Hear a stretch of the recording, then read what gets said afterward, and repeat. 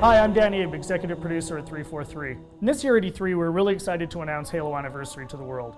We wanted to give an example of campaign, so we used Silent Cartographer to really highlight some of the exciting features we're developing for the game. And now we want to share this with the rest of the world. So this is really your chance to get a behind-the-scenes peek at what we're doing with Halo Anniversary. Hope you enjoy. Okay, so let's dive right in and take a look at Silent Cartographer. This is exactly the same demonstration we gave to the press at E3. In fact, this is exactly the same build. So the exciting thing is that this build has come a really long way since we showed this at E3. It's kind of funny for me to look at it now and say, hey, the game looks much better now. So the first thing you're going to see immediately on the fly-in is the graphical upgrade. I mean, the game looks fantastic. We spent a lot of time really lovingly bringing this into the current generation and, you know, working very hard to make sure that this looks like a current generation title, something everyone can look at and just say, wow, this game looks fantastic. But the big test is really, how does it feel? So let's take a look. So we're going to charge the beach here. First thing you're going to get a taste of when you pick up this game and start playing is that this plays exactly like the original. That was a core development principle for us, is this game needed to play exactly the way it did 10 years ago. I mean, this is the game that launched a generation of shooters, so we had to make sure that that feeling was identical to that experience that everybody remembered 10 years ago, because this is really a gift to the fans. This is a way to relive the experience of playing Halo 1 for the first time, so we really wanted to make sure it was identical. And the way we did that was actually a fun technical trick. We're actually running portions of two engines at the same time. So the underlying code, the code controlling how the game feels, how the AI reacts, all of that stuff, is a lot of it's the original Halo 1 code, and that was really the best way for us to ensure that the game played exactly the same as it did 10 years ago. But on top of that, we've layered a new graphics engine that allows us to, you know, make the game look fantastic and look like a current generation title. So it's really a great mix of the two. So at the end of the day, you know, your Halo fan gets a game that plays exactly like they remember, but looks like a current generation title.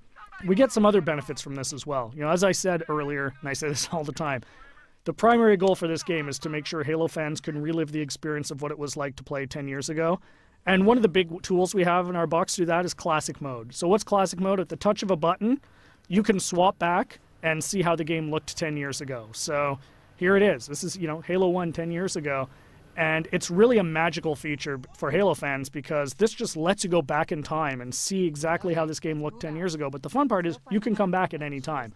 So Classic Mode gives you the ability to go back and forth whenever you want at the campaign. So one of the things that's fun to do is get out to a spot like this that, you know, just looks beautiful. You've got the water, the sun reflecting over it, the Halo ring in the background, and say, hey, what did this look like 10 years ago?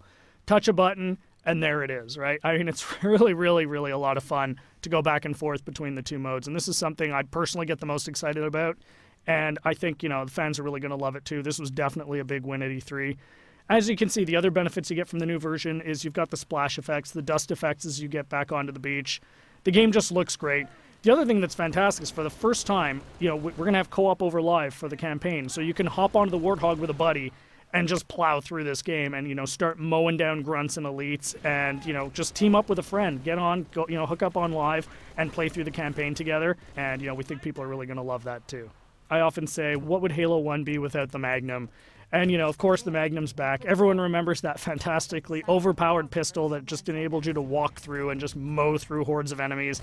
Tremendous amount of fun. So, you know, we're excited to bring that back as well. Again, you know, you can see the game plays exactly the same as it did. Cannot highlight that enough. That was really, really important for us to make sure that this game played the same as it did, because this is really an iconic game. This is the game that convinced a lot of people, myself included, that you could actually have a fun first-person shooter experience on the console. I mean, I was a hardcore PC shooter guy, you know, who said you're never going to make a game on the console that is going to, you know, make me want to play. And this is the game that changed my, you know, my impression of it.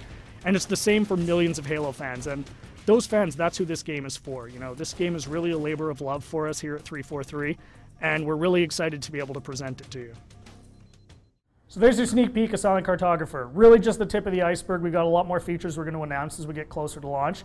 Come to Halo Fest at the end of August and see the whole game in action. See you then.